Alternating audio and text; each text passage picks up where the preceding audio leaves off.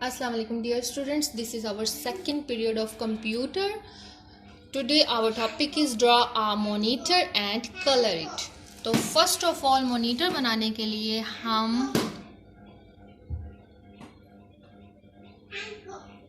एक square draw करेंगे like this. देखें ये हमने एक स्क्वायर हमने एक स्क्वायर ड्रॉ किया। मैंने आपके सामने ऐसे ही ड्रॉ किया, लेकिन आपने स्केल का यूज़ करना है। आपने स्केल के साथ स्क्वायर ड्रॉ करना है। तो अब हम बिल्कुल इस स्क्वायर के साथ साथ इसके अंदर एक ऐसा ही स्क्वायर और ड्रॉ करेंगे। आप लोग देख रहे हैं ना, इस तरह। यस, अब हमारे पास ये देखें एक शेप आ गई।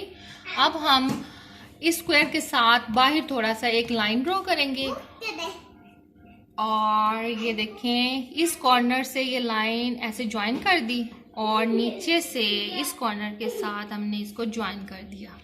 तो ये देखें आपके पास मॉनिटर की शेप आ गई है और इसमें हम डॉट्स लगाएंगे। आपने देखा है ना मॉनिटर में इस पार्ट में डॉट्स लगे होते हैं।